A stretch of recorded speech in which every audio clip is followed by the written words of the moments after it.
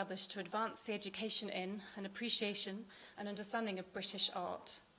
This event is one of a series that is designed to offer a range of perspectives on the development and transformations of British art and architectural history over the past 50 years.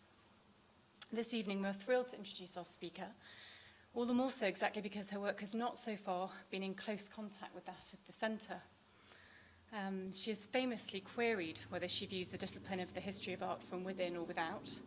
More recently, she has spoken of the time that she spends defending and promoting the field and the subject of art history, which has now had to create its own defence league. On accepting her most recent honorary at the Courtauld in 2019, she commented, "For me, art history is the name for a transdisciplinary project that has taken me to the limits of my understanding of related ways of thinking: science, theology, philosophy, linguistics, psychology, economics, areas I never studied but now must think with. Once I disowned the bourgeois myths of great artists and a mythic idea of personal creativity, I learned to see the world with and through art made across a multitude of situations, perspectives, bodies, minds, agonies, and desires. In my work, I have struggled to make known the art created across all genders, sexualities, ethnicities, and geopolitical situations that have not been valued, in order to show how they offer meanings and insights beyond value." Griselda Pollock is Professor at the School of Fine Art, History of Art and Cultural Studies at the University of Leeds. She leads the University Centre for Cultural Analysis, Theory and History, founded to produce theoretically informed but historically framed analyses, and to shape research that realigns philosophy, the arts, history, cultural anthropology, psychoanalysis, and aesthetics. Since 1970, the year in which the Paul Mellon Centre was established, and the year in which Professor Pollock graduated from Oxford, she has led and fostered transformational research, not least in the domain of the British. Only a few highlights of her biography are needed to evoke a sense of the agility, force, and generosity of her work. With Fred Orton, her Vincent van Gogh, artist of his time, was published in 1978, a product of her doctoral research, contradicting modernist accounts, a process which we'll hear more about this evening. In 1981, with the late Rosika Parker, came Old Mistresses, Women, Art and Ideology. "This book offers a real alternative. It is the one we need," said the reviewers. Griselda later remarked, "In writing Old Mistresses, Rosika Parker and I formulated the issue thus: to discover the history of women and art is in part to account for the way art history is written, to expose its underlying values, its assumptions, its silences, and its prejudices is also to understand that the way women artists are recorded is crucial to the definition of art and the artists in our society." In 1988 came Vision and Difference, described in one critical anthology as a feminist intervention in the history of art, an intervention that is practical and is conditioned by the class, race, gender of those who produce it. The community from which the book emerges and to which it is addressed consists of feminists across the world as part of the intellectual contribution to the political struggle. Differencing the Canon, Feminism and the Histories of Art was published in 1999. Rich in scope, it enacted feminist readings of canonical artists, addressed naturalized misogyny in canonical readings, explored feminist investments in the work of Artemisia Gentileschi, and included a chapter on the work of contemporary British artist Lubaina Himid. It was also rich in form, as articulated by its author. The conscious awareness of narrative when we write history has special resonances for feminists in their desire not only to do history differently, but to tell tales in such a way as to make a difference in the totality of spaces we call knowledge. In recent decades, Griselda's work has moved across domains and collaborations to include Psychoanalysis in the Image in 2006, Museums After Modernism 2007, Encounters in the Feminist Museum in 2007, and The Sacred and the Feminine 2008, Reflections on Feminist Pedagogy in 2010. In 2014, she acted as advisor to the acclaimed 14th Istanbul Biennial, Saltwater, A Theory of Thought Forms. And in 2018, she published her monograph, Charlotte Salomon and the Theatre of Memory. She has just published, with Max Silverman, Concentrationary Art, Jean Carroll, The Lazarean and the Everyday in Post-War Film, Literature, Music and the Visual Arts. Forthcoming is her The Case Against Van Gogh, Memory, Place and Modernity, Is Feminism a Bad Memory? This evening, we will hear of her lost studies of British art a book on class, labour, the city and the body in the 19th century, drawing together street photography, high-end illustration, photographs of working women and painting. She will describe, I quote, a moment in my history of art history that made such a book possible and now impossible to resurrect. Her paper is titled The Victorian Book I Never Wrote, or Why I Never Became a Specialist on British Art. And I'd like to invite Griselda to take the podium.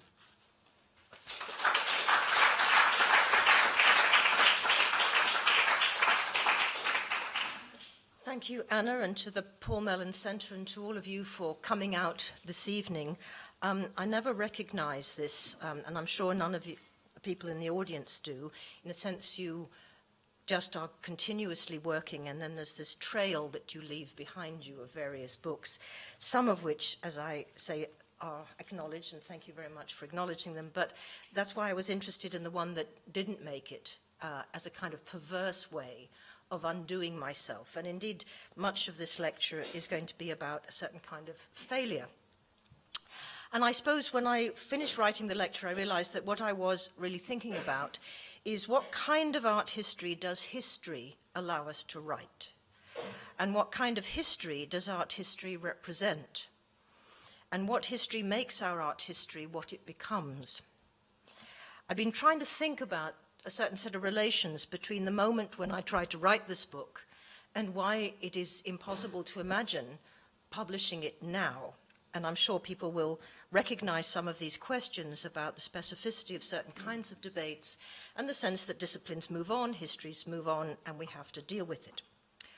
So the occasion of my lecture, in some senses, is to return to two exhibitions that came across my kind of intellectual interests, my art historical interests, in the late 70s and the late 80s, one connected with Manchester, one connected with Leeds. Great Victorian Paintings opened in Leeds and was written by my colleague, curated by my colleague, Rosemary Treble, and the other was by Julian Treuherz, who was then the director of the museum in Manchester, and I'll come back to that in a moment.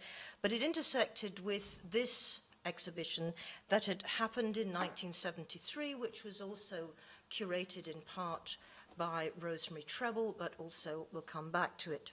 Now, these three exhibitions, as you can see, involve Victorian, the concept of social realism in Victorian art, and then English influences on Van Gogh, which are very much sort of situate us in the language in which art history divides up the world and defines certain moments.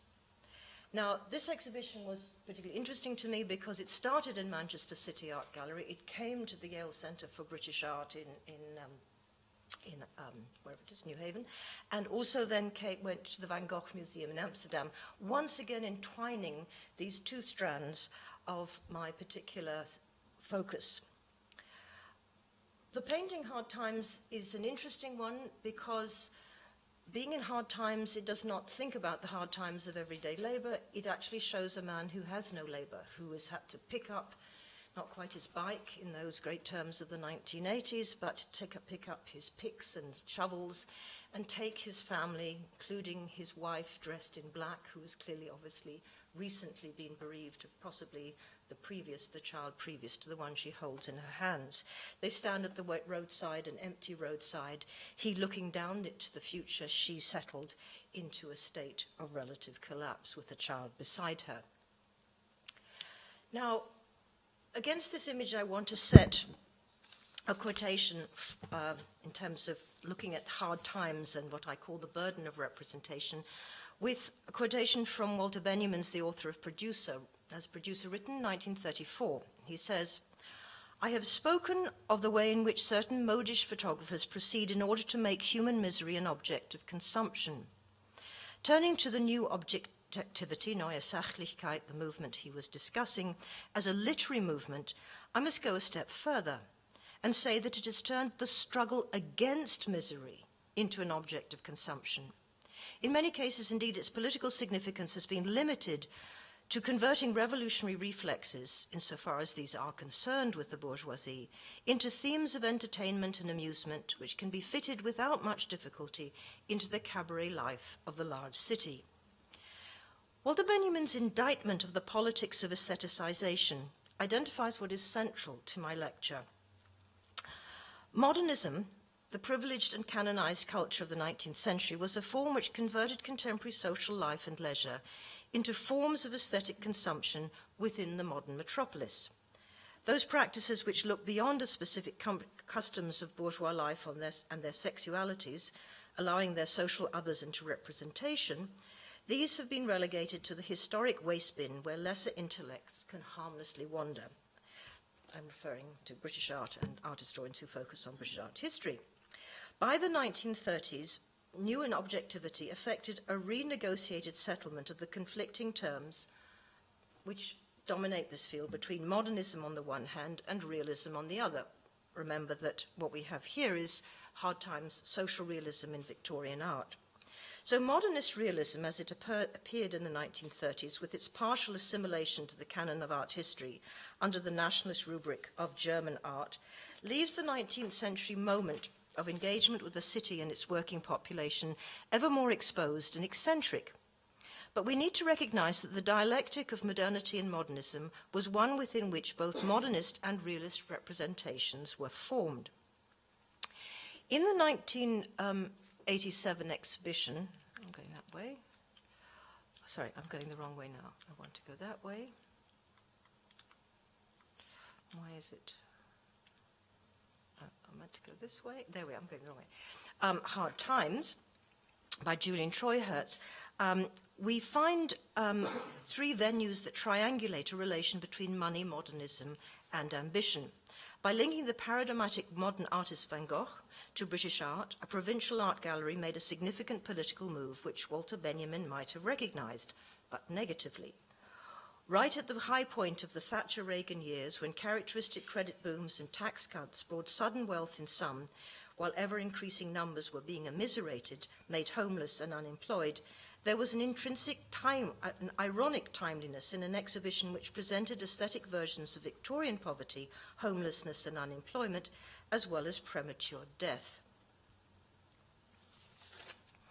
Now, I'm interested in failure, and I'm going to talk about a lot of paintings that the modernists would consider second-rate, even I think of as boring photographs, and some very seriously deficient drawings. In doing so, I'm making a clear statement about the canon and where I stand. Because art history is traditionally celebrates what is good in terms of quality, true in terms of ideology, and beautiful in terms of taste. But even if you don't see them all at once, art history promises to educate your taste and judgment to ensure that you can make the required distinctions. It's obvious that much is excluded from the canon, and as a feminist, I have good reason to be suspicious of art history's judgments and hierarchies. But today I want to question the canon from a different, though related, perspective. Because the art history of 19th century visual cultures has been shaped by the powerful role of modernist art history, which located, as you know, the center of modernism in Paris, and thus relegates to the peripheries other European and world cultures, with some exceptions which it can bend to its formalist agenda under the terrifying rubric of primitivism.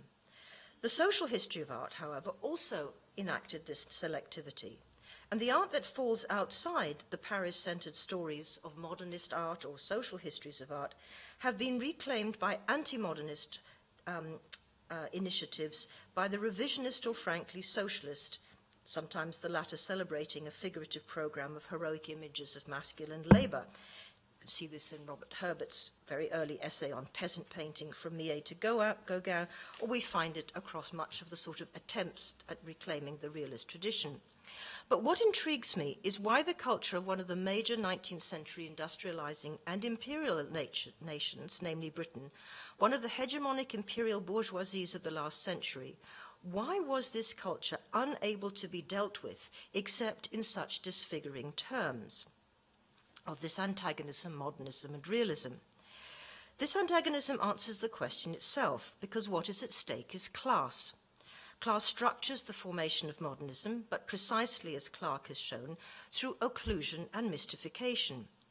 In the oblique and indirect representation of leisure and pleasure of the dominant urban bourgeoisie. class is also mystified in the anecdotal and mythic icon of socialist realism.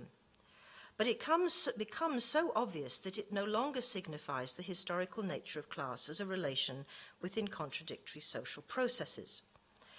So what I was trying to do when I began to write the book that I have never finished was to ask this question: under what conditions did working class women enter bourgeois representation in different 19th century forms of art? And I turned, like many of my generation, to Foucault's Anatomy of Modern Bourgeois Society as the discursive and institutional regulation of the body politic under two rubrics, that of surveillance and sexuality. Now, we shall see that the issue turns out to be as much one of gender as of class when we ask that question. And in almost direct proportion to both modernist and social art history's lack of investment in some aspects of 19th century bourgeois culture, feminism made Victorian formations of gender its major intellectual and analytical territory. So anyone trying to do this sexuality and surveillance in the 19th century experiences an uncomfortable disjuncture between the disdain of art historians for anyone studying Victorian art and the richness of feminist discourse on the very same issues that the Victorian period raised. Feminism is never a mere addenda, however, to art history or any other discipline. It was neither a new approach nor a refreshing perspective. It was defined by specific and different objects of its analytic enterprise and the domains of its discourse that it construed. In the territory of visual culture, these may be summarized by the terms representation and sexuality. And the latter term in itself was extremely deceptive, and we are going to be led, I hope, by Roots, I hope to show, to reframe the issues in terms of something much more complex and dynamic and weird. Now, I am glad to see Linda Need in the audience because we have one of her most wonderful books, The Myths of Sexuality, which located images within a discursive field structured around the policing of respectable femininity. Her book is a representation of a feminist engagement with these issues of sexuality, subjectivity, and the policing of body that was also inspired by the work of Michel Foucault. And there are strong relations between feminism and Foucault, as many theorists have pointed out.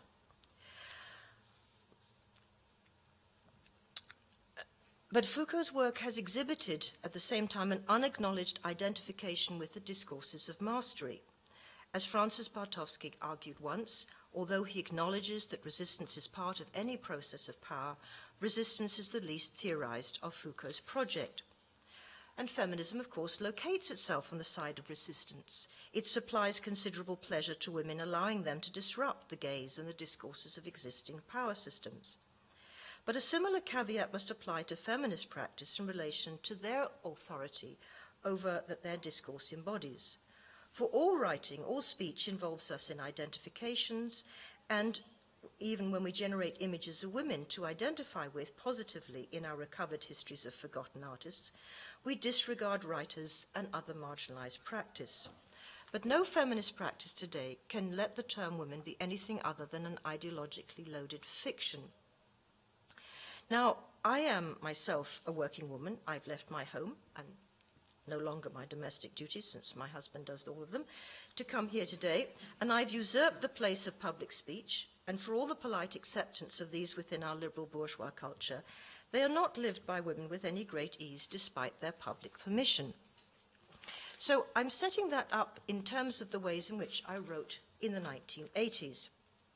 And I want to move on to give you another example of this, because of, I'm going in the wrong direction. To go back to what you've been seeing in Hard Times, you've seen Julian Treuhertz's statement about the paintings of the 1870s and 80s, where he says they were part of a new awareness of the extent and depth of distress. It entered art, it entered fiction, it entered public consciousness through such polemical works as William Booth's In Darkest England. But maybe Charles. By the end of the century, art critics had ceased to be shocked at pictures of poverty and concentrated on their alleged artistic defects or virtues rather than their breaches of taste or propriety. Poverty, dirt, and distress were now part of the accepted language of art. Now, what I'm fascinated here is by the notion of the representation of what we're going to see as poverty, dirt, and distress. I, of course, when I read that, wrote this: I do not agree. Reviewing the annual exhibitions of the Royal Academy in 1874, the critic in the Athenaeum hailed one painting at that exhibition as morally and socially speaking the picture of the year. But the work in question was Applicants for Admission to a Casual Ward, dated 1874 by Luke Fildes. It was certainly a painting that forced its viewers to confront poverty and distress. Yet critics had serious problems with their entry into high art. Poverty was, of course, not an uncommon theme in paintings, and one might argue that the pauper was one of the major signifiers through which class relations were both acknowledged and disappeared in representation. In this chapter, as I promised, I shall examine the visual representation of poor people, namely fictive bodies in imaginary spaces created by art.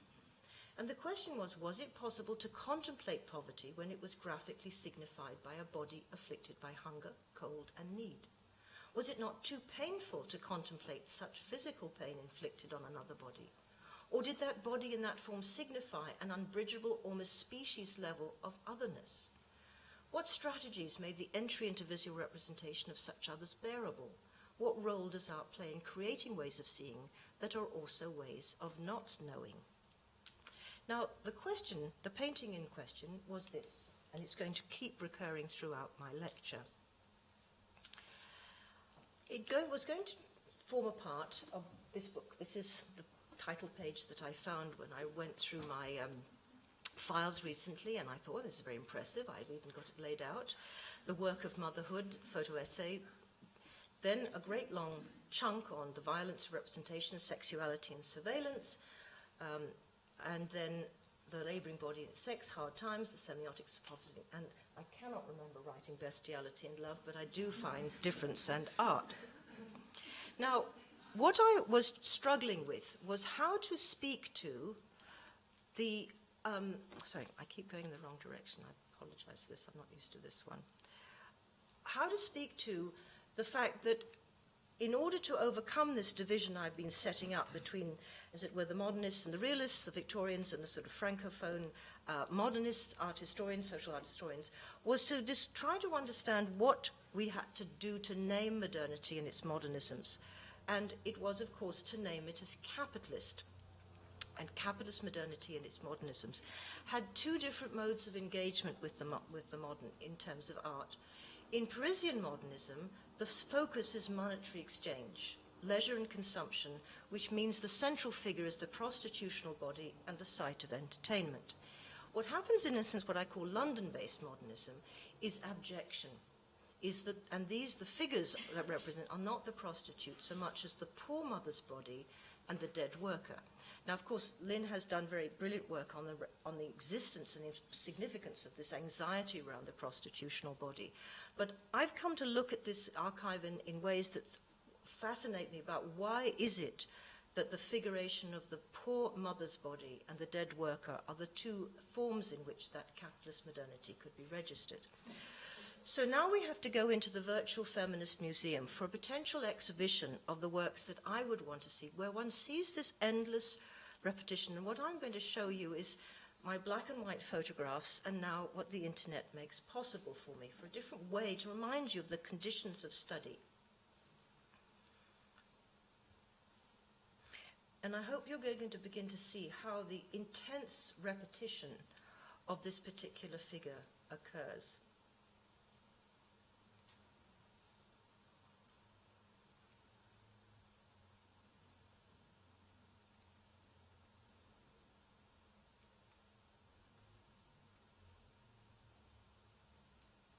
And as you're looking at, as they go into colour, I would like you to think about the colour semiotics of the representation of the poverty and the place of this poor mother's body.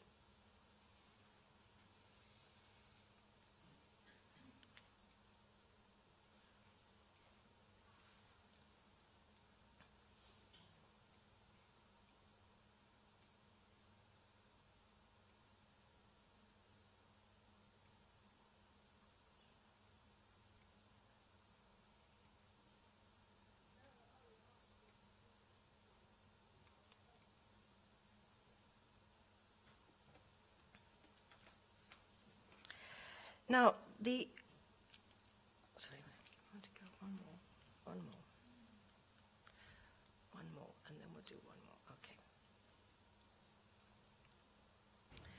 Now, the exhibition featured, the Hard Times featured the applicants for admission to a casual ward by Luke. And this Luke Fildes, this painting, which I'm going to say is kind of central recurring theme, places us in an East End street, London street, on a winter's evening outside a police station to which homeless people are sent to apply for a ticket to spend the night in a workhouse. The composition lines up a string of destitutes against the wall, who are set off by the open blankness of the foreground. From the left, a dark mass of a woman battles into the foreground, from clutching a bundle we presume to be a child, while a desperately underdressed child clings to her thin black skirts. The hands of this woman are painted in bluish tones, and her face is pinched and pink. This is painted to make the viewer feel and shudder at the cold. In the background line up hands that are clenched and figures grip themselves with cold. A momentary break in the somber colour draws our attention to a wounded soldier at the extreme right, and to the family under the posters, the father clutching a sleeping barefoot child, two little girls with uncovered arms huddling beside their weeping but respectable mother, who is bonneted and wears a faded plaid shawl. The circle of coloured lightness around them also captures an emaciated street urchin whose foxy features struggle to prevent his longing look at the light and warmth at the end of the queue from being too moving. But are we, the viewers, expected to respond with horror at such objection? Some critics in 1874 did, but the problem was with such abjection being painted. The correspondent of the Manchester Courier wrote of unnecessary and unnatural exaggeration. The figures are absolutely repulsive in the extreme and belong to the Chamber of Horrors style of art. They simply appall and disgust without doing the slightest good for humanity or making it more merciful. As regards to technical execution, this work is far inferior to Mr. Fildes' usual degree of care and observation. We turn from the work in disgust and regret the vicious experiment. The other Neam's reviewers couldn't quite make up their mind. On the 2nd of May, they talked of a painful and morbid scene from London life. It is not a pleasant work, but far from being repulsive. But by the 30th of May, the view expressed was this: epitome of the woe and misery of London in squalor. The painter was indirectly accused of being melodramatic when the painting's composition was compared to a scene in a theatre. While there are other reviews, the review is that I'm quoting here is important. It raises the important problem for the painters entering into the discourse of urban poverty. Sensationalist literature, detective fiction, investigative journalism had managed to negotiate representations of the horrifying and the distressing by generating the excitement of revelation, but matching it to moral outrage or rational explanation. Painting, however, had special problems for dealing with material that so frequently entered the drawing rooms through the pages of the Morning Chronicle, the Pall Mall Gazette, or even lush Christmas gifts such as Doré and Gerald's London A Pilgrimage. Such texts can be understood in terms offered by Foucault's Anatomy of a Disciplinary Society. The accumulating masses populating the dark and uncharted spaces of the expanding cities became the objects of multiple interrogation and inspection. Adequate surveillance yielded knowledge in the sense of both information and expertise, which provided the basis for regulation, or rather attempts at extending the influence of social control. But these multiplying forms of specialist understanding and practical bodies of knowledge also constructed and circulated images of the workers, the poor, the criminal, as objects of curiosity fueled by twin forces of terror and fascination. But academic painting was perceived to have a different function. It was meant to be educative, improving, and to secure moral certainties, better known as dominant ideologies. The critical ideologues in art struggled constantly to secure these ambitions, and hence the difference of art in terms of the couplet truth and beauty. Beauty is a very important part of the way painting managed to rise from mere description. Painting as art had to be secured by both what it painted, but more importantly, how it managed to represent it, as if this existed on another plane. Art was trying to be defined as a space of difference. And this is where this painting confused the reviewers, because the reviewer starts writing, saying, "This is a notable piece of realism, the most notable piece we have met with for a very long time. What constitutes a piece of the real? And how do you meet with it? These are puzzling terms. He continues, the painter has shirked nothing. He has set down the facts as he found them. He has, as a result, produced the most startling impression of all wayward and unlovely reality. Thus, the painter has got close to his subject and described it carefully. Proximity to facts, however, yields a reality which is unlovely. The critic continues, these deformed and wretched creatures who wait for admission to a wretched resting place are only admissible into art that is indifferent to beauty. So these repetitions are instructive. This work is very wretched, but make note of the pun on admission to the casual ward and to art. The painting subjects are being scrutinized by the critic to see if they can be admitted to the realm of art. The critic, like the warden or policeman, will decide who is and who is not deserving. It continues, we think that Mr. Fildes has taken the only sincere course possible with this subject of this kind. He has made an attempt to make his pictures pretty. He has, in truth, deliberately left it horrible. No, he has not tried to make it pretty. He has left it horrible and weird, but so much of artistic taste as there was room for he has bestowed upon the work. The arrangement of the figures is as artistic as the subject permitted. The colour is quiet and in harmony. That admission leaves unsettled the larger question of the subject's fitness for art at all. We have no doubt that if these phases of human misery are to be perpetuated on canvas, Mr. Fildes has chosen the highest and most straightforward method of interpretation. Their use, if they have use at all, is moral rather than artistic, and there is little in the theme to recommend it to a painter whose purpose is beauty. Now, the whole tone of that, which I'm trying to draw out by quoting at length these classic texts, enable us to trace, in conjunctions of language and imagery between art and all the texts of the blue books and other kinds of documents, a line of questioning that conjoins dirt, misery, poverty, and moral depravity in ways that are both similar and dissimilar in their languages and reply their opposites in every statement, the opposite being the good order of the bourgeois domestic habits and their regulated gendered behaviors. Now, in the great work of understanding poverty, Engels's book, The Condition of the Working Class in England in 1844, stands out as one of the most remarkable pieces of literary investigation and revelation of the true horror and suffering that's inflicted on the bodies of the early workers in the industrial cities.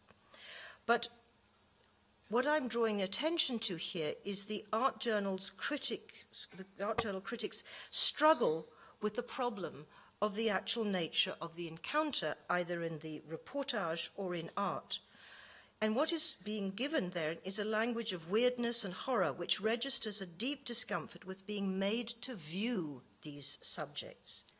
Yet he admits that if the subject has to be treated, it should be done in the way that Fildes has done it.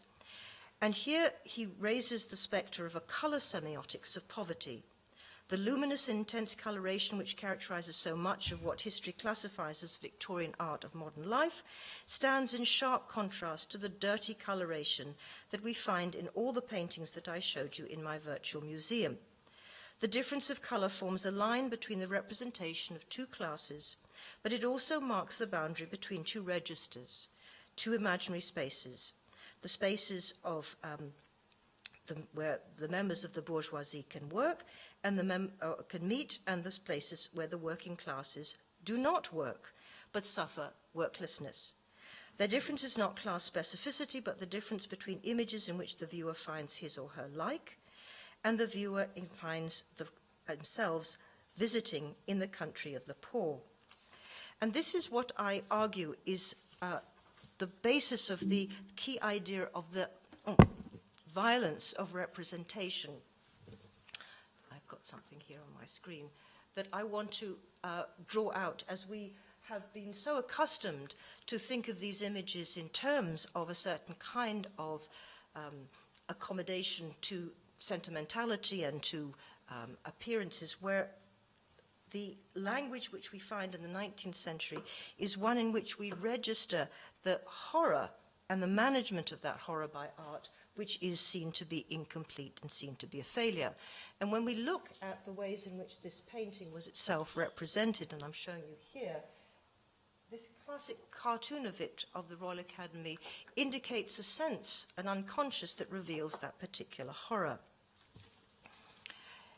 Now, holding on to this painting and this sort of exercise, which is very much, as you can see, bound in the writing of the 1980s, I want to shift into part 2 of this and see if we can bring back Van Gogh and explain, put this more in comics. I've made you listen to quite a lot of text, and now I want to listen to something a little bit different. Now, I have for a long time been thinking about Vincent van Gogh, whose work and mythic status I've written about far too many times for anybody's tolerance. Despite repeated attempts, however, the monograph that should have emerged out of my doctoral thesis, which is that great heavy tome, Alan Bowness was one of the readers, and I could tell he only read the first half of it because his pencil marks correcting my spelling of the word commitment ended after the first 100,000 words. However, despite these attempts, the monograph that should have returned was never published.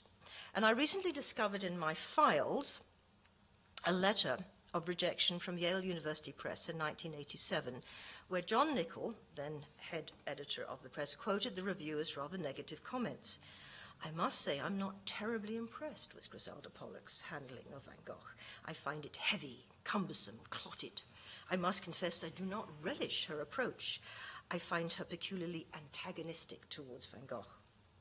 Now, Nichol was not entirely dismissive and invited me to develop the sections both he and the reviewer had in fact found, quote, new and interesting.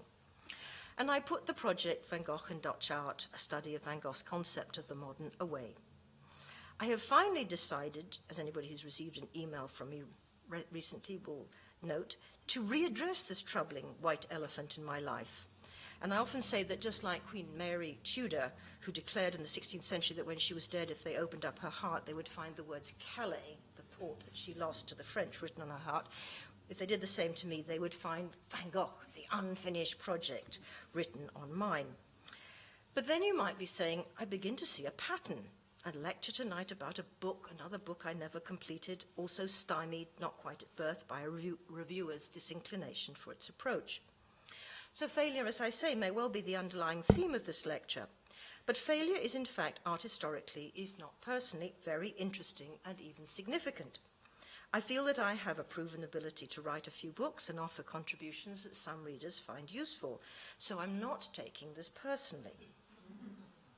But my proposition about Van Gogh that they thought was antagonistic was that he was a failure, which was not to be stomached in a culture and a discipline where adulation of artists and art is literally the currency. Value, not meaning, is what art history is meant to create. And I'm lecturing in a centre where a great deal of currency of money is invested in supporting scholars working on areas of specifically British art, whose monetary standing as well as symbolic place in the hierarchy within art history, nationally and internationally, is clearly less secure than that of the art of certain old European nations and those of new worlds and old worlds, if I name them British versus Italian, French, Dutch, American, Chinese. We will realize that we remain inside the traditional modeling of the relations of art history by nation. That was, in fact, the product of the nationalisms arising in the nation-forming 19th century, which inscribed itself into the foundations of art history's disciplinary imaginary.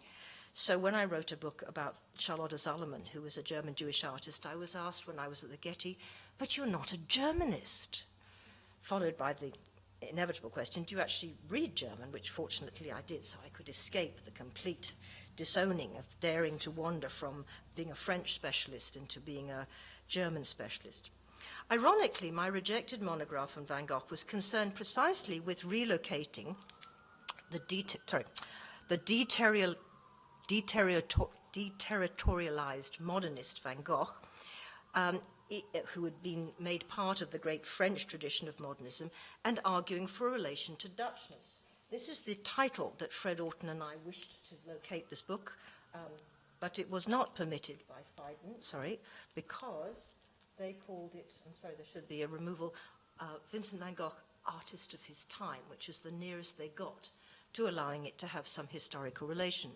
The other book on the other side, which is the exhibition I curated at the Van Gogh Museum in 1980-81, was kept in the decent obscurity, as far as non-Dutch people are concerned, of the Dutch language. It was not a big blockbuster. It did not have massive color images, because it was Van Gogh, Vincent van Gogh in his Dutch years, visions of city and country by Van Gogh and his contemporaries, which were largely Dutch. So this has left me invisible in these terms. But the time, just see what I'm going to go here, but this is ironic, because the very first critic to write about Vincent van Gogh in 1890 remarked specifically that he was of a true Dutch lineage, and specifically named him a descendant of Frans Hals. And this affiliation was, of course, a product of the critical and art historical nationalization of art histories at the time, notably in the French tradition through the publications of Charles Blanc's The Painters of All Schools, which was one of the first things outside of Germany to classify all art history by national schools. Now, some of you will be, why does this I'm going to keep going the wrong direction. Some of you will be aware, that's what I want to do, and even have attended the Tate Britain's exhibition, which had a summer blockbuster on a singular combination of Van Gogh and Britain, by focusing on the relation of Vincent van Gogh to Britain at 3 levels: the time he spent in London in the mid-1880s as an art dealer and as a student evangelist between 1873 and 76, his collection of British visual materials, notably prints, and his familiarity with some British painting, and his reading of literature. Here you can see this is a blockbuster exhibition, and everybody comes to worship at the shrine. Now, the relation to Dickens, this is just Gompert saying you have to go there, and anybody wanting to understand the nature of this adulation it was a Sky Arts program on Van Gogh there, okay? And they were brought in so they could all see egg sunflowers, which I thought the Tate rather nicely. They had Rose Finn Kelsey's Bureau de Change, 1987, which took the sunflowers and turned it into pennies after it had been sold for £24.5 million, and literally there you can see it built in out of pennies. But the connection to Dickens was rather crucial to this argument, and they represented Dickens by a shelf of the said author's books. Their closed spines revealed author and title. They did not ask what did it mean to read Dickens and make art. The answer comes by way of a mediating form peculiar to Britain, collected by Vincent van Gogh when he was in England, namely illustrated publications, which had, I'll just go this way first, as in the Graphic and the London Illustrated News. But this was nothing new, because in 1973, between 1972 and 74, was the exhibition, was the book and published, Ronald Pickthance and Rosemary Treble, who did the great Victorian paintings, had already created an exhibition on the English influences of Vincent van Gogh. Now, why I make such a point about this is you can see this is a small, almost black and white publication. It's a tiny little catalogue, and it's indicative of how little interest there was in Van Gogh studies at this point in the 1870s. In 1970s, etc. It's something I used very early on in my teaching when I first taught at Leeds and taught my first course on Vincent van Gogh, to draw attention to this particular body of illustrations, British illustrations, that had absolutely caught his imagination. He had a huge collection of them from the Graphic, which was revealed by Pickthance and Treble, types such as the British Rough, scenes of elderly poverty, these scenes from Hubert Herkomer of the Chelsea pensioners. And they clearly showed in the first early works of Vincent van Gogh, which is important because Van Gogh did not go to an academy. He did not study art. The way he learnt was by copying illustrations. And this gives rise to the very specific graphic features of Van Gogh's work, where he is imitating outlines and forms of shading that are produced when you make woodcuts. This is why his bodies are so curiously substanceless, and why there is so much detail around texture and outline and profile. And when you look at the cover of this 1973 exhibition, 73-74, you can see that it uses and combines literally one of the drawings of the elderly poor from an almshouse in The Hague, which are seen to be in the spirit of the work that he found by Herkomer and others in the graphic, with an engraving of the Luke Fildes painting of Admission to the casual ward. And here's the original engraving from which he developed the painting. Now, in the light of what I've said about that exhibition, Rosemary Treble went on to assert the significance of the great Victorian pictures, another contribution to this revindication of British art. And it was an exhibition that started in Leeds in 1978 and went to Leicester and then finally came to the Royal Academy. And these journeys of these particular shows are significant, where they originate, how they finally find a London base. Now, Rosemary Treble concludes her introductory essay with the sad case of the rejection from the Royal Academy in 1924 of a work by Lady Elizabeth Butler, whose roll call of 1874 had hung beside Luke Fildes' Admission to a Casual Ward. And it was an elderly Fildes who died only in 1927 who rallied unsuccessfully to Butler's defense at this post-1910 insult. Of course, post-1910 is the year that Virginia Woolf said the world changed because of the first great modernist exhibition organized by Roger Fry, who brought the French post-impressionists into Britain. Butler's comment on her own once considerable fame led to her reflection that what had counted for her was the power of touching people's hearts, and Treble concludes it was indeed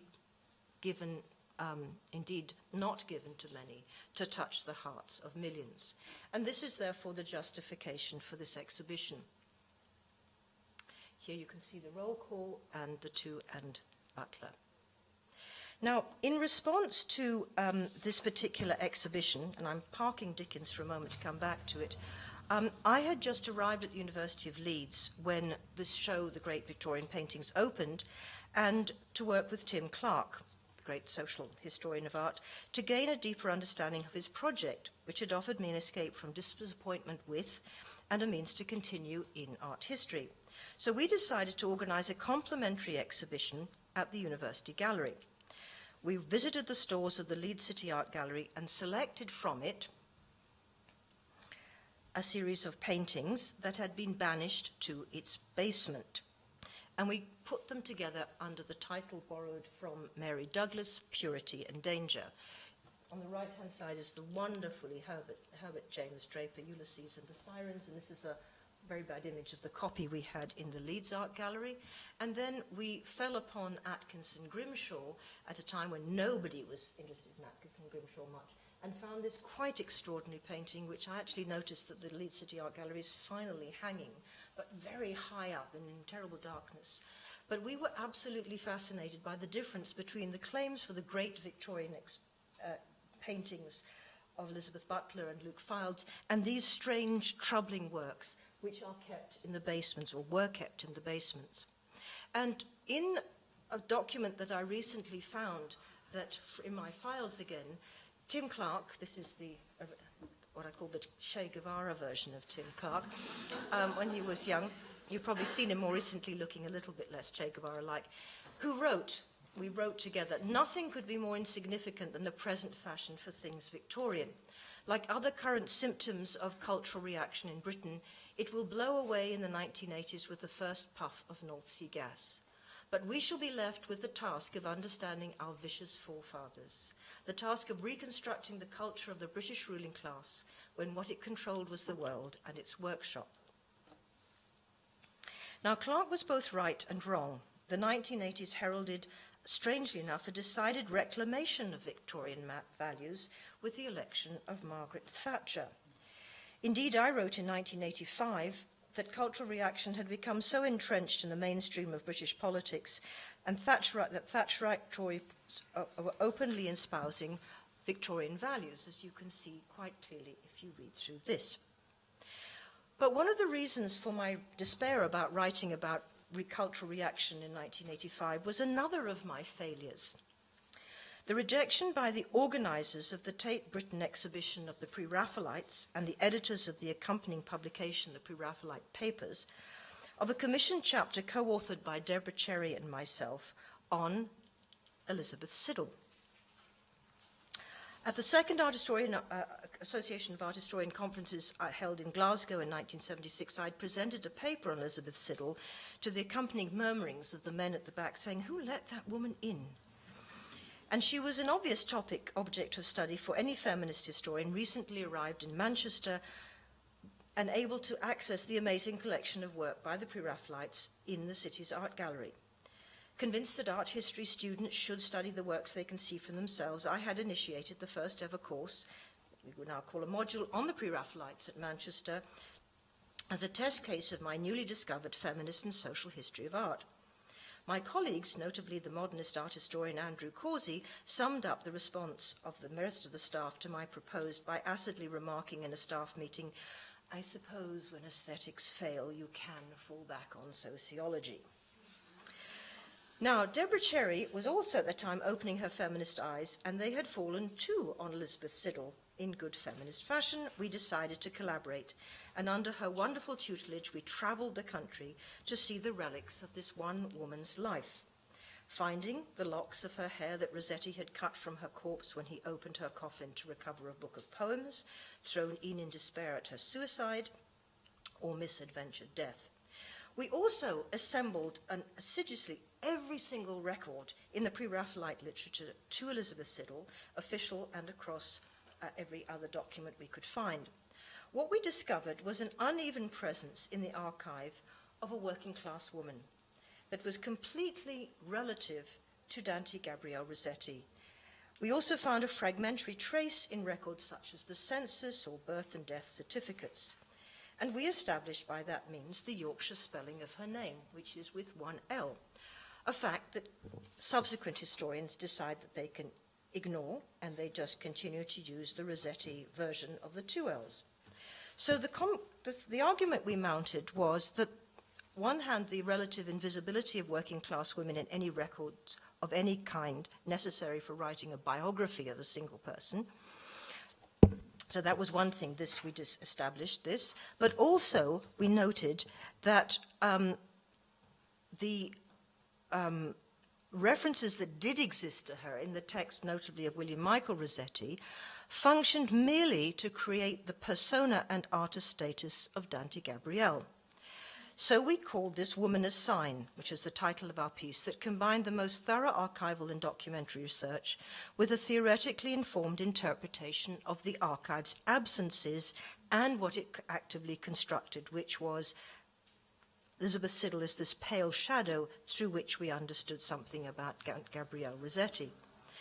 The rejection of this commissioned chapter, because it was too theoretical, and its relegation to an academic journal and its general dismissal, while other scholars in sense have invested their research precisely in creating the individual artist Elizabeth Siddal with two L's, led, as you can see recently, to the Pre-Raphaelite Sisters, an exhibition at the National Portrait Gallery, which is symptomatic of why my Van Gogh book also was found cumbersome and clotted. What I'm suggesting, therefore, is that there is a consistent, literally a procedure of censorship on what can and cannot be said, and what will and will not be heard, and what then will be reinstated in the major institutions that consistently erase what should be the integration of new scholarship. So in the light of this, let me pick up, I'm sure you're getting very confused, but this does have a logic, this lecture.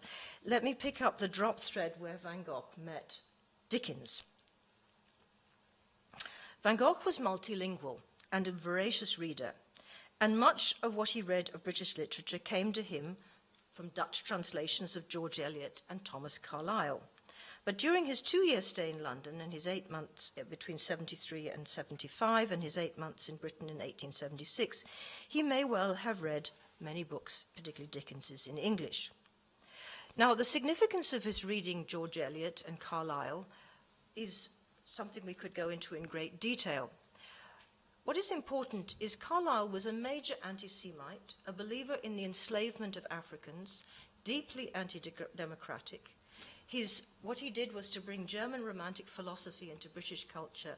So if Van Gogh read his work in 1876 and 7 and then studied Sartre or Sartre very deeply in 1873, this actually feeds into a very crucial fact of how England influenced, or Scotland in fact, influenced Van Gogh.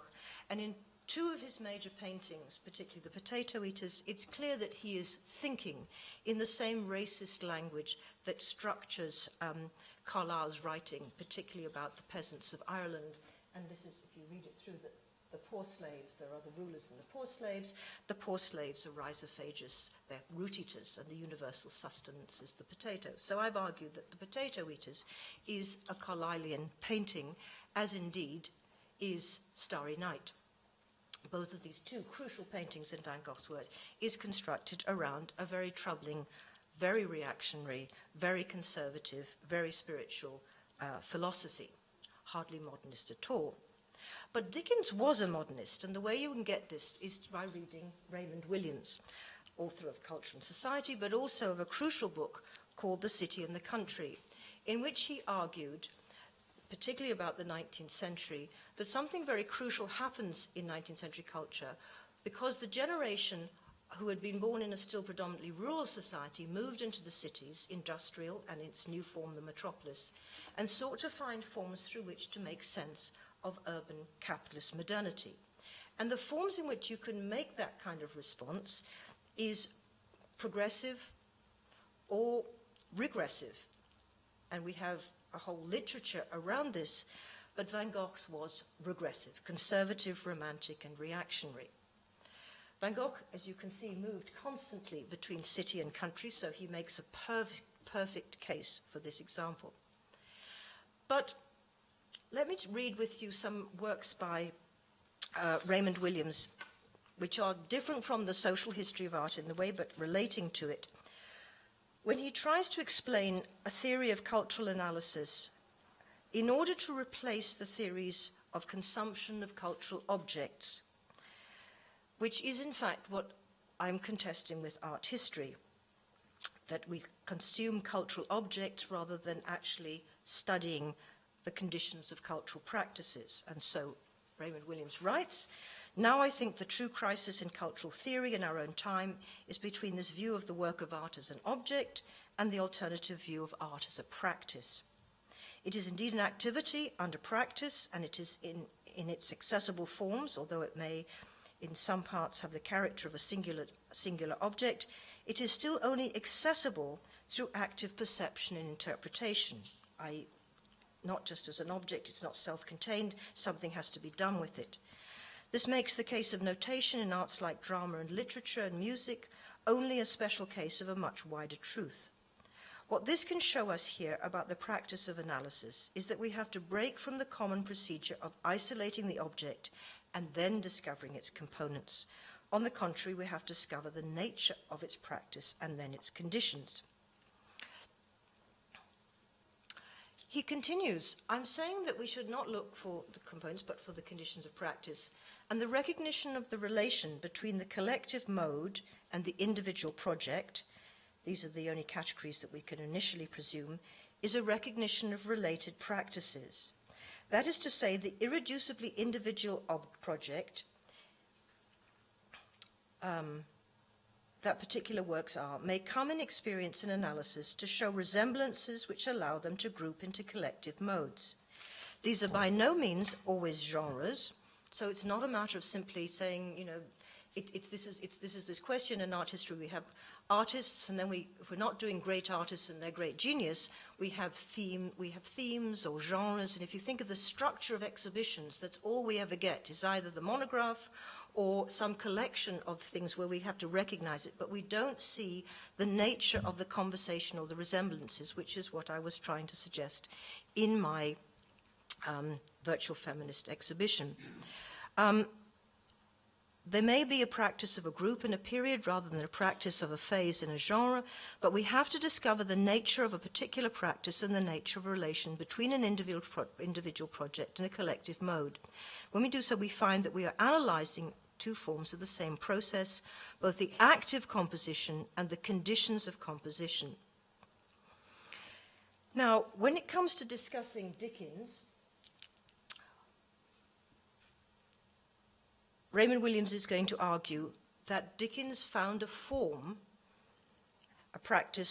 in his practice, a form for the representation of the city. And I want to contrast that with the ways in which the city is visually represented when we see something like this minor artist John O'Connor, The Embankment, a beautiful image of London, which situates us with the women who are viewing things on the right-hand side here. Oh, sorry, come back. No, I didn't mean to do that. Let's go back. Sorry, I'm not using your pointer very well. Okay, so this very Canaletto type painting, now I can go back, okay, identifies us with a certain kind of viewer, the soldiers down here, the great sweep of the river, the structure of, oh dear me, I'm sorry, this is not so easy, this thing, because I get my thumb in the wrong way.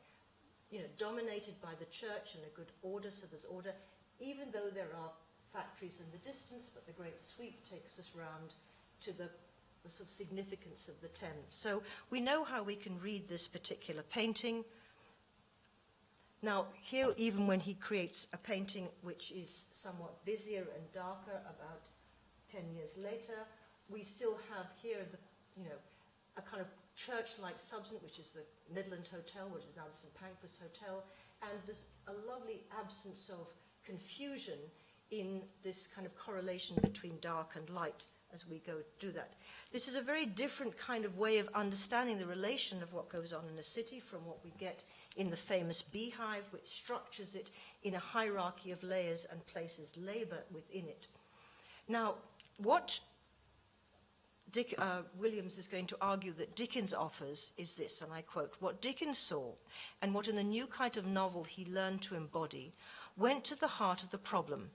For what London had to show more fundamentally, even to modern experience, than the uniform cities of the early industrial revolution, such as Manchester or Leeds, was a contradiction, a paradox. And this is the key thing, the coexistence of variation and apparent randomness with what had in the end to be seen as a determining system, the visible individual facts, but beyond them often hidden, the common condition and destiny." So if we go back, sorry, I'm going to go back. Backwards. Okay, to something which tries to make legible a hierarchy, or something that tries to make pictorially coherent a vision of the city. When we think about Dickens, Dickens is offering a very particular kind of form of understanding the deep logic of the metropolitan modernity. Various people try to attempt to represent it, such as Gustave Doré with London, where it just becomes a chaotic mass of crowds. This is another O'Connor, which uses the same scene. But what Dickens did was create a new kind of novel which had many false starts and many lapses, but in the end was decisive, and it repeats this double condition of the random and the systematic, the visible and the obscured, which is the true significance of the city, and especially at this period, the capital city, as a dominant social form. Dickens' ultimate vision of London is now not to be illustrated by topography or local instance. It lies in the form of his novels, in their kind of narrative. It does not matter which way we put it. The experience of the city is the fictional method, or the fictional method is the experience of the city. What matters is the vision, no single vision either, but a continual dramatization, is the form of writing. Now, this is what enables Dickens to be read in a sense as one of the great revealers of capitalist modernity, and particularly in his novel Dombey and Son. And Dickens himself writes this ironically. "The earth was made for Dombey and Son to trade in. The sun and the moon were made to give them light. Rivers and seas were formed to float their ships. Rainbows gave them promise of fair weather. Winds blew for or against their enterprises. Stars and planets circled in their orbits to preserve inviolable system on which they were the center, of which they were the center." In fact, what we are hearing Dickens say is something not unlike what would have been published almost at the same time in 1844, in 1848, the Communist Manifesto, another literary exhibition, analysis of this randomness and systematicness as it appeared to and ultimately would be revealed by Marx when he finally wrote Das Kapital. So when Williams reads Dombey and Son, he says, "This is a mocking of a familiar commercial confidence, but not at all in the name of an undisturbed nature. Rather, it is a way of seeing the kind of system that is imposed, that is being made central. It is qualified precisely by other kinds of physical life and confidence, in which men are making their own worlds, carrying them about with them through the noise and crowding. It is not only that power is ambiguous, the power to create new worlds. There is also a choice of the human shape of the new, social and physical environment. Or there can be a choice. We can be in a position to choose if we see physically and morally what is happening to people in this time of unprecedented change." Now, I've laid this out to you in such detail. I'm sorry, don't go back again. I've laid this out to you in such unprecedented detail because the simple fact of putting Dickens's books on the shelf in relation to Van Gogh completely closes the discussion of Van Gogh in London, or it closes the discussion of the complexity of representing London and the terms in which it would have to be written in order to capture something of the same order of what Raymond Williams identifies in Dickens, a form of writing that can simultaneously capture and hold, but ambiguously hold, the nature of this new capitalist modernity and pose the question of what will be your relationship to it. So this relates to the whole question that I've been posing about how to write this, how to pose this into the world of art. So I did get to publish certain things about the city and these archives in a number of articles, but notice that apart from the one that got into a psychoanalysis and art history issue in art history, they are not in art history journals. And one deals with Doré's London in a certain kind of way, and the other deals with this work, the work of John Thompson, which will bring me slowly back to the images of things. Now, John Thompson's work appeared in 1876, 1877, so just when Van Gogh was in London, and it is an attempt by photography to show street life in London. This is a review of it when it first comes out, because within 18 months of its publication, it failed. Another failure. It started as a monthly publication, and it ended up being bound into a Christmas volume in 1877 in the hope that somebody would buy them, but it was effectively remaindered. And what we see in this is a series of exceedingly boring photographs, as anybody who studied the image that I put out for the lecture. These are examples of precisely where a form has not been found. And what you've been listening to in certain ways is a sort of struggle over what are the terms in which 19th century critics thought it was possible to represent certain aspects of the human beings as they live through this change, unprecedented change of capitalist modernity, and what are the terms of failure. So if you go back to this quote, we have already noticed some parts of this work when it was first instituted. This is a reviewer. The idea of illustrating life in the metropolis by photography seems on the face of it excellent, and to obtain details of the kind desired by the means of the ever-faithful camera, and thus fix them forever, is a proceeding, but only practice shows it to be fallacious. The camera is not itself an artist. It may, in a questionable way, be useful in an artist's hands and thus yield results which possess charm we find in the results of mental operations, artistic as well as others.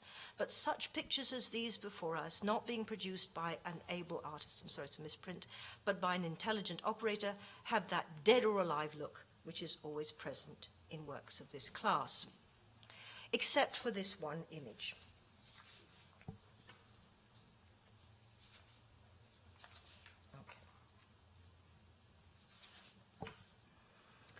Okay, let's just see this one face image. I just need to get here. So one of the images that I concluded my virtual thing, which slips off its tiny page and feels oh so familiar amidst the unresolved odysseys of John Thompson's calculated attempt not to set aside poverty.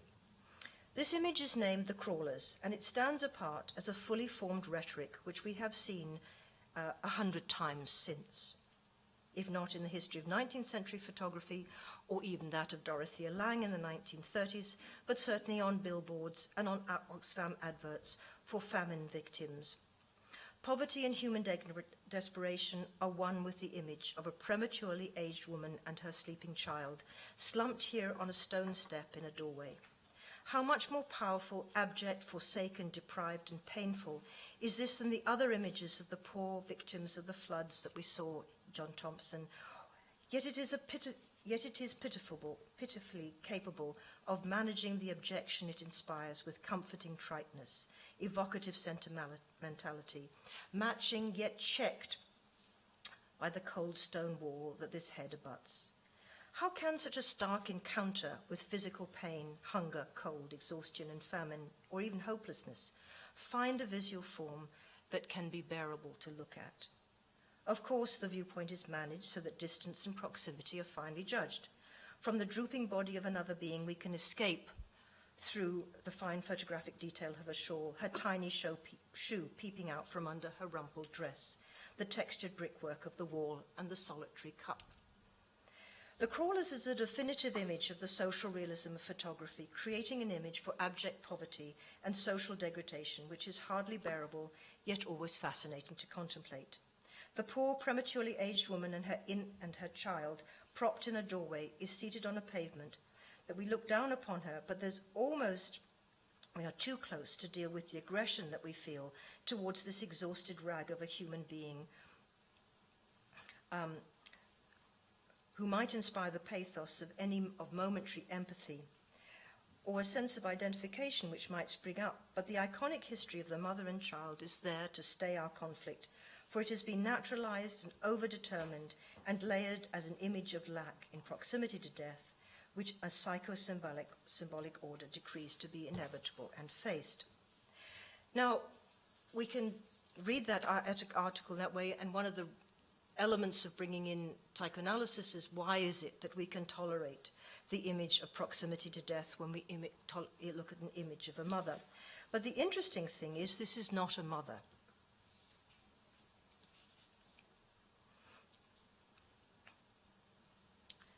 This is a paid childminder who is holding the baby of another woman who does have a job and who works to earn the monetary means by which all three can live. It is an image of work, but one that became hardly eligible as such. At the very edges of the working class, poor women mind other women's poor children, so that at least one can enter the market of the labor exchange.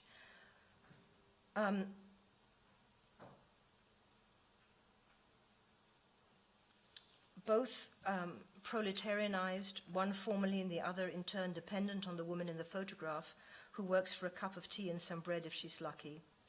It's on the step beside her. Her employer is a fellow crawler, who are the down-and-outs who nightly flop on these steps outside St. Giles because they don't get into the workhouses, and they sleep rough there without permission. It's almost impossible to get work if you don't have clothes. The clothes cannot be redeemed from the pawnbroker unless you have money, and then you can't dress respectively to get work. Thus, when one woman, the mother, has made a moment to break through and get money to go, the image that we are looking at is conditional upon the social network between working women, even when they're both in separate poverty. The text produces yet another shock because another crawler was requested to attend the photo session, but she'd actually got sixpence the day before, and had overslept on the results of getting sixpence, which probably drink, and therefore did not turn up for the Photoshop. What would the semiotic possibilities have been of two images, or an image of two elderly dossers and a baby on a step? To be sure, it would be utterly different, and would either read as a representation of two figures in space as a social relation, or we would see in these decrepit bodies of child and age an allegory of life and death. The Crawler sets off many of the major themes I wanted to explore in my book, from which I have just quoted, and I'm curious about the polarities evident in images of working women. At one extreme is unemployment and poverty, and at other extremes, the issues of just age and lack and the imminence of death. So, where does this all lead us? And what are the questions for now that I've been trying to pose by this kind of strange and awkward and uneven visit through various elements of an archive? Because as I stand here, I wonder what the twisted relation might be between what we were trying to do in the 1980s, 70s and 80s, and the 1870s and 80s, the archive I've studied and the moment at which I was studying it and trying to write it. Why is that book impossible now? Why would no one accept a book that was heavy with Marx, Freud, Foucault, and the kinds of ways that I've been reading these images? And as I stand here, I wonder what might be the twisted relation between the 2020s and 1920s. It's not dates. The decade and a half since 2008 and 7 through to 2019 has been defined by world financial crises, mass impoverishment on a scale that we can't imagine, and that is driving the mass immigration and hence the refugee crisis. And on the other hand, we are dealing with the defining game-changing invention of the smartphone and the proliferation of images at every site generated each day by their millions. The financial crisis is an effect of deregulation of the 1980s Reaganism and Thatcher when they regained Victorian values, and their support for finance as opposed to manufacturing capital, which is what ruined the employment system. This has led to the outsourced production and the creation of global billionaires, most of whose massive fortunes arise from the social media and the technologies that make it possible. In what sense is our world penetrable to the kind of analyses that seemed offered between the 1980s and the 1880s as we drew on the forms of theoretical innovation or theoretical developments, the theoretical revolutions of the 1950s? Why does the language and the framework of thought that I was using then seem impossible now? Why would it be not only clotted and cumbersome, but old-fashioned, unbearable, excessive? Why is that what we produced in that generation such an egregious failure in terms of convincing other forms or the mainstream of art history to follow us? The word capitalism is now uttered again after a long period in silence, in the context, however, of planetary disaster, where industrialization has geologically altered the planet and threatens the viability of everyone on the planet. Issues of class, gender, even race might seem paltry, insignificant before such a catastrophe. But that was what makes invisible what Marx and Freud and Foucault articulated, the issues of power and the unequal distributions of power in social relations and symbolic systems. So finally, I want to ask, whom do we serve as art historians? What knowledge do we produce? I've always argued that one of the functions of art history was to produce subjects for art history, the discourse of the artist, which is the site of value. And the relation to historical processes and history as a history of class and gender and race struggle is politely handled now by the simple banalization of the terms with which we struggled so hard to grapple in order to reveal them as substantive axes of power with real and devastating effects, ideological effects being as real as the physical and economic ones. If anybody has had the misfortune to watch Mary Baird on TV on The Nude, you will understand what I mean about banalization to a degree that is almost unbearable to continue to live after it. As a result, our discipline will perish. It is failing at A-level, and even the new A-level is found by students as too content-heavy and difficult. Art history is slipping away at undergraduate level, with recruitment falling to the lowest levels and faster than any other area in the arts and humanities. I think the heyday of art history as a university subject is probably over, with a few golden triangle locations remaining for BA and maybe some others for MA and PhD. Yet millions go to art galleries, watch TV programs, consume Sky Arts, BBC4, and raise vast amounts of money for those like Andrew Graham Dixon and Waldemar Januszczyk, who offer the sentimental adulation and anecdotal biography that passes for art history. But who will train the future people in art history in the galleries? But with what and how? So I think clotted prose is unforgivable, and I stand as guilty of a great deal of it. Yet what some of it represented was an intensity of commitment to naming the nature of the social world and identifying the critical ways of what we are now calling out its offences to humanity and its offences to us. So although this lecture has been about a fascinating moment of great creativity in art history, it is also a moment of failure as I look back 30 years after and ask myself repeatedly, what is it to write about art history now? And so what I've tried to do is to write it through the archive. Thank you.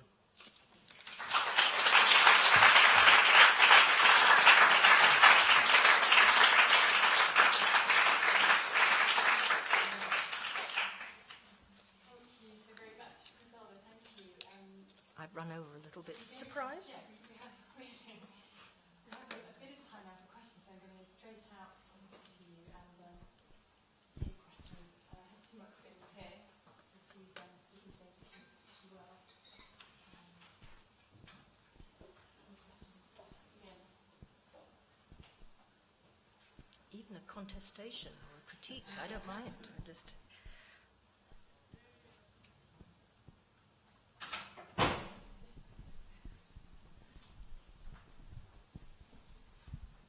Mine's not so much a question, but just a big thank you, Griselda, because I don't know if you remember, more than 30 years ago, I was schooled in Marxist feminist art history under Pamela Gerrish-Nunn, Moira Vincentelli. Your writings, Deborah's and Marcia Poynton, have made such an impact, and I'm still teaching, even today, the thoughts and ideas that you've represented. So I think that question is still relevant.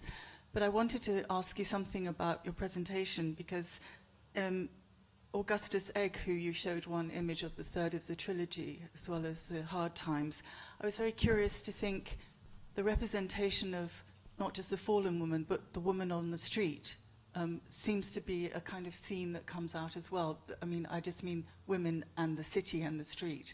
Do you think there was something with the idea of how men represented women in that way in their paintings compared to, say, Victorian female artists would have done the same kind of subject matter? I'm just wondering if that was something you picked up yourself. Thank you for that question. I mean, in part I would defer to Linda, because one of the major works of, publications of her and research of her life is about this question of what actually is happening with those kinds of paintings in terms of this frequent imaging of the wages of sin. There's the desire to imagine that anybody who works in commercial sexuality is bound to die a terrible death and bound to be degraded as a human being and die of some terrible disease or kill themselves, which is, in essence, the whole question. What happened to the prostitutes? In fact, many of the evidence is that they just made money and went off and bought a pub somewhere else and lived quietly in the country and had their own families. So this sense that there was a kind of panic that took the form of a repeated representation of that means that we're not looking at, in sense of men versus women painting. And I think the Raymond Williams argument, in a sense, is much more to do with what are the range of rhetorics and the compulsions that lie behind the repetitions of certain images that keep being produced. What are they serving? What anxieties do they attempt to register and allay? So it's not what people represent and say that men represent this and women represent that. In one sense, therefore, we're looking at the sort of conditions of the practice, which is all the terms in the 19th century for the ways in which this question of sexuality, city, the female body is represented. So in one sense, I didn't deal with the prostitutional body, but the fact that that woman in the Egg painting is not a prostitute. She was a bourgeois woman who committed the sin of adultery. The proof of that adultery in a contraceptive age is immediately the baby, the illegitimate child, which leads to her being down in the most degraded part, in the rat-infested, repulsive mud of London, either about to throw herself into the poisonous Thames to die, or in a sense just simply dying there. So what we're made to look at is, in a sense, is the desire for that intensity of retribution that is to be inflicted on somebody for an act of love or sex, which is going to be, and everything about that painting must multiply the level of physical degradation and, you know, our kind of abjection, which therefore holds in the outside of that picture what should be happening, which will be all those bright, wonderful pictures of blonde, blue-eyed, you know, white women who are doing their proper domestic duties. Obviously, there is some evidence with what Elizabeth Siddal herself did, where occupying a different position, because as a working class woman, you'd occupy a different relationship to that ideology. In a number of different ways, you may be the victim of it, but in some sense you negotiate it quite differently, and there's some very interesting things.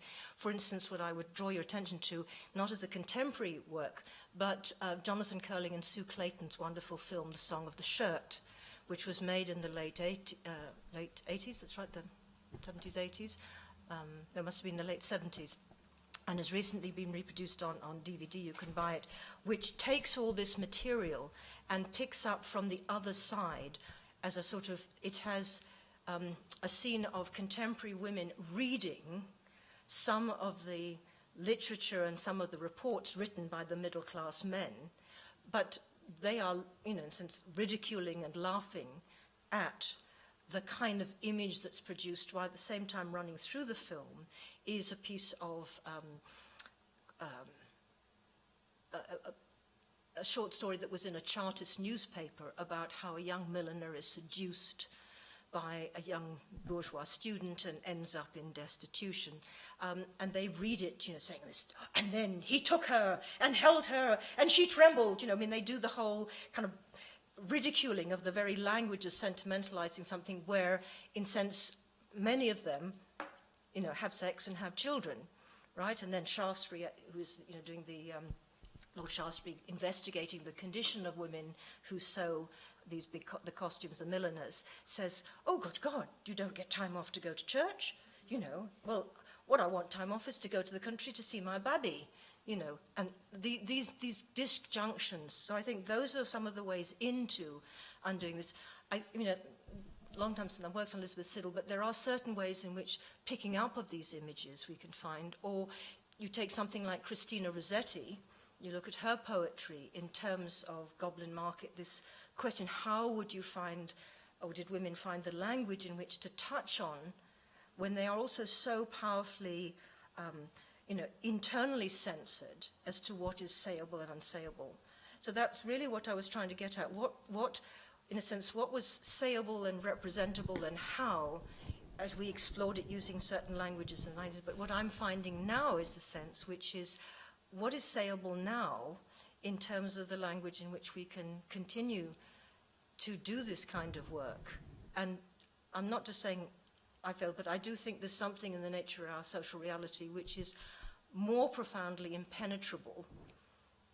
You know, I don't think we have a Marx, Foucault, and Freud ready at hand to deploy in the way that I could deploy it around your question and even the reading of something like The Egg, and then being used by, you know, contemporary filmmakers in the 1970s to look back at the relationship between the development of notions of what women should be in work and the status.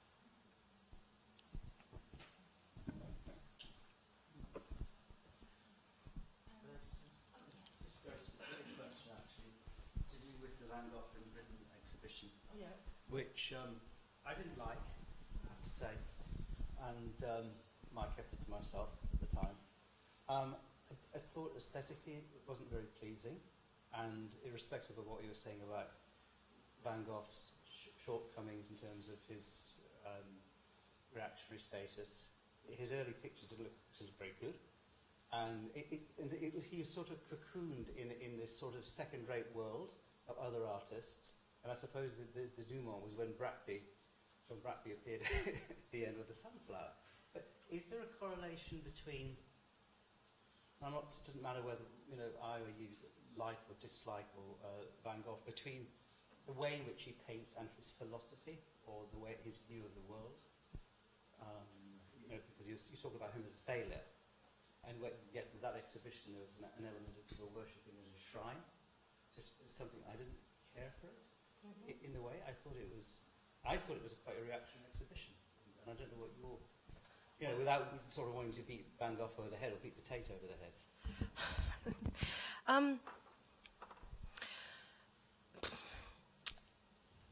I mean, one of the problems, why I quoted that letter, which is that all of the attempts that I have made, both with Fred Orton and by myself, to say that something can be interesting in art historically without our having to believe it's good. Right, that's the first sort of thing. So that there's confusion between sense, now obviously, and the greater the artist, the more complex the question is of what it is that they've actually made us accept or believe, or see or not see.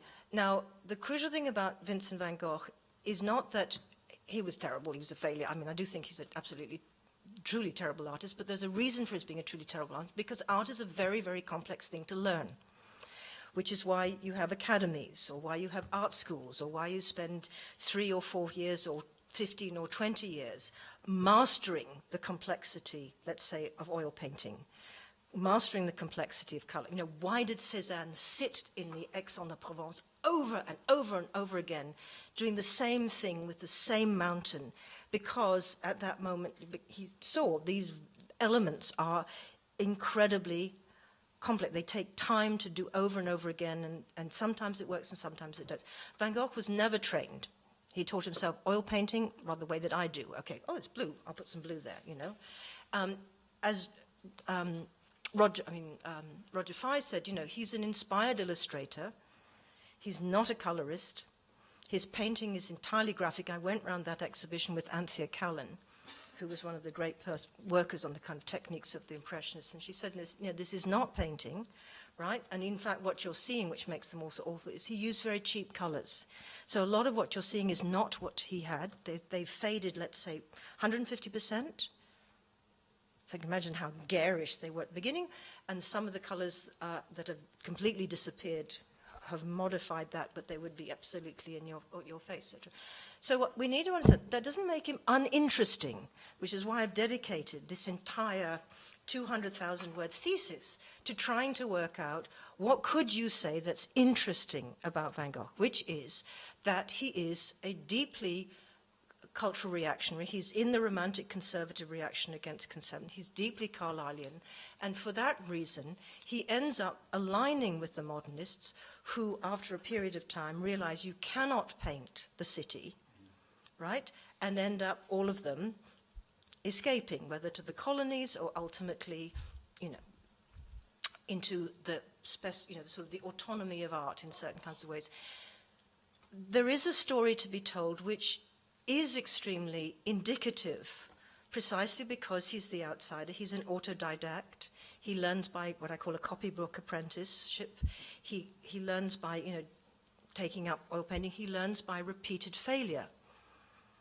And that makes for a much more interesting access to all of this stuff around him. So why Dickens is interesting is you work out what Dickens did, and you work out, therefore, when Van Gogh tried to do a series of drawings about the city, why they fail or they don't work. But not as like saying, this is a terrible, this is awful, throw them out. But what is art historically interesting when someone tries to grasp a certain social process and doesn't find a form like Dickens? Because when you read Dickens, without Raymond Williams, you think this is a great set of stories. The depth of Dickens is that in those stories, when you think, why am I going here? And there's such a complicated plot, etc., is this weaving of this thing which gives us detective fiction, gives us the notion we want to be able, there's somebody in his books who will always, and why we love watching police procedurals and all these things are about the fundamental opacity of the world we see it, then somebody is going to tell us it can be put together. Over and over again, endeavor finally works out, everybody, and then you go to bed comforted that somebody can find that knowledge. And what's interesting about works that don't do that, like the John Thompsons, right, or the Van Goghs, is that you see more clearly when it doesn't cohere, when there's an inarticulateness. So to get back finally to Van Gogh in Britain, it was a show which I mean, because you can't afford the insurance on Van Gogh paintings, you have as few as possible, or else they don't insure them at all, etc. It was on a false premise, precisely because when you put his work, even beside the graphic illustration, you see how brilliant the graphic illustrators were, all the stuff that he's drawing from, and it showed up. And then, you know, if you have them all together, all Van Gogh together, you know, people just go around assuming and willing themselves to see, right? But what it revealed was precisely the inconsequence. I mean, how dull the sunflowers is, you know, how kind of, it's, okay, starring, ... You know, this is a man who treated paint as if it was, you know, a play, you know, used his paintbrush as if it was drawing. There's no, and that's truly what you miss, and you suddenly realize I am in the presence of something which has been, you know, where I'm required to say, it's brilliant, brilliant art of genius, and stand in front of these paintings, and people don't dare say, you know, this emperor has no clothes. And then you're not allowed to say, but it's really, really interesting because I could put this together. So when I did the Van Gogh exhibition, I mean the exhibition of The Sitting Country, we were able to see, you know, the relationship between the 17th century Dutch, the 19th century Dutch, and where Van Gogh was trying to insert himself. So you could then read what he was trying to do, but not to arrive at the thing saying he was better than Anton Mauve. You know, he's the one we should remember, and not these Dutch 19th century artists that nobody notices. But actually, there is a particular struggle in representation, you know, and that's the same also with the Victorians. There's a violence to this representation that I wanted to make visible, an anxiety, a violence, an obsession in this stuff that is more interesting, but you're not allowed to do that because the gatekeepers, whether it's the publishers or the reviewers or the art historians or museums, I mean, I'm being asked to do a TV program, and I sent a little tiny sort of example of some things I could do, talk about, you know, old mistresses, and they said, you know, you cannot use, you know, and your text is put through a software, a program, which says if it's legible to a 14-year-old or a 17-year-old, you know, a 20-year-old, and you're not allowed to say anything that's not legible or readable to a 17-year-old. And I had a press release for my exhibition in Leeds that had to be accepted by 14-year-olds, right? And then you talk to 14-year-olds, and I mean, they know things. You know, there's all kind of process of protection. And that's what I'm trying to think through at this point. You know, there's sort of like the end of a sort of art writing career, and I've got 3 or 4 books lined up that I want to write, but I suddenly think I'm writing to a world in which the terms in which I have developed it are constantly being shrunk back as to what is, you know, what you can say. And one of these things is the nature of social reality and the nature of power and the nature of violence is not part of art historical discourse. Adulation and, as I say, value, not meaning. And if you write certain things about certain artists, their dealers will say you can't say that because the collectors don't want to hear that. They don't want to have, you know, I mean, like there's an Alina Shapochnikov show on at the Hauser in Wörth, and I know, they said, would you like to come give a talk? And I said, well, your collectors do not want to know about the depth of this woman's agony and suffering and the horror of her work. They want to say, God, it's so sexy, all that skin and all those boobs, you know, and she was such an upfront modernist, you know, blah, blah, blah. You know, I know they don't want, and that's something I think we have to confront here, and sometimes somebody has to say, not this was a bad exhibition in the take, but it fundamentally could not deliver because it could not frame enough of the works to give you that, you know, illusion that this is the Van Gogh you're expecting. It exposed it. I wanted to steal the privilege of a final question before we go on to drinks and more conversation. And I wanted to ask you, Griselda, when you spoke about the kind of geological situation and situation of capitalism and industrialism, and the way that the context we're now in, and how all of the tools and skills that have been built up over in recent decades and through your histories might be considered paltry in this context, potentially. And then I think of all of the kind of images and visual material, kind of the rafts of material that are depicting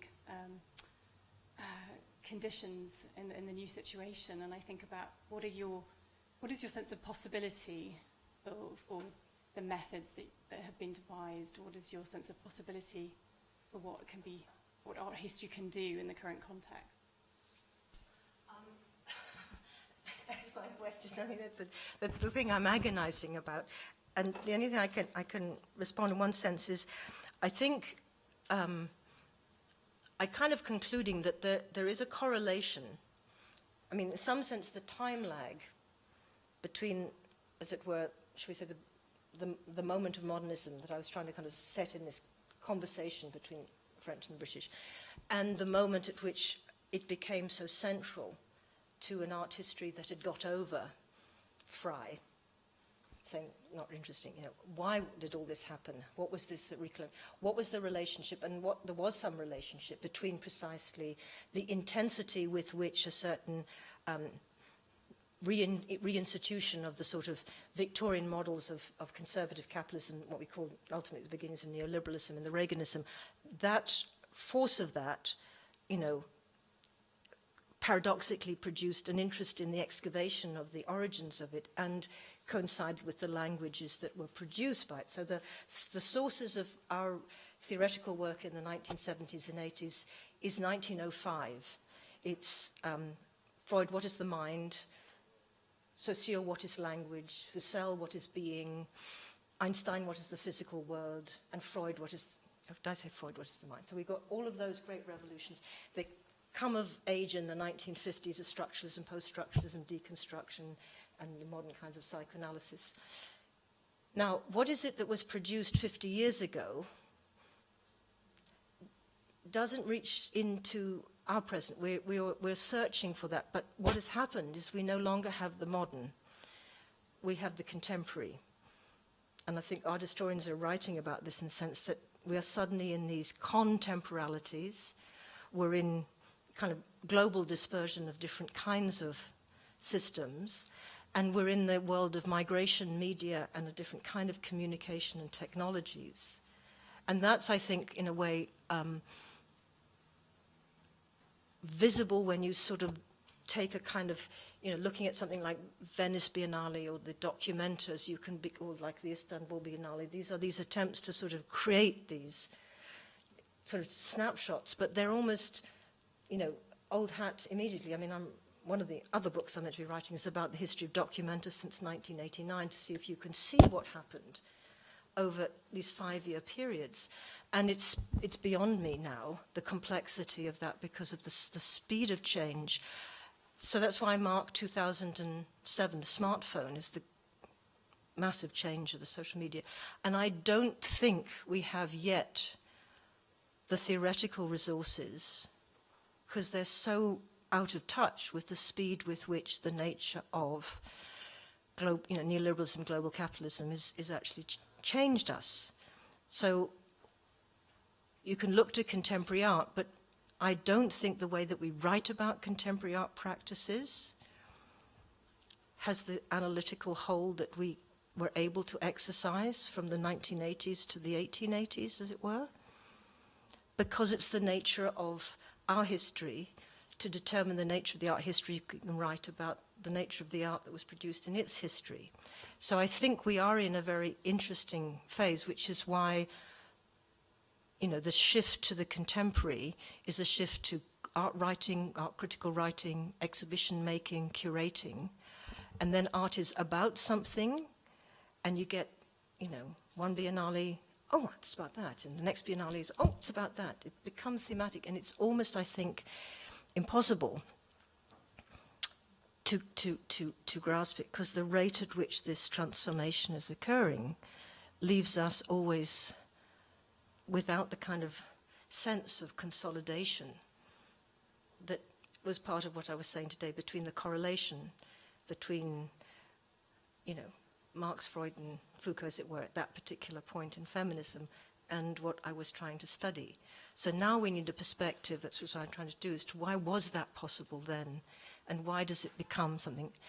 And I do think it is a silencing of the critical edge, a dispersal of that political edge, which is leaving us then, as we find in every way, politically voiceless.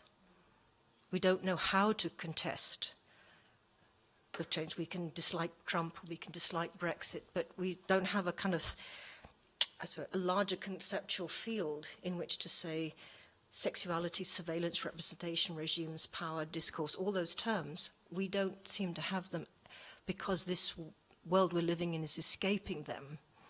So that may be why we need, I mean, we can't even look at Gibson, you know, the novelists who are trying to write about what subjectivity in the digital age is. You know, it's a very, very, I think, I hate to be depressing about it, but I think that's the only thing I can say. I'd like to invite everyone to have a drink and continue the conversation. And I'd like to thank Griselda Pollock very much. Thank you.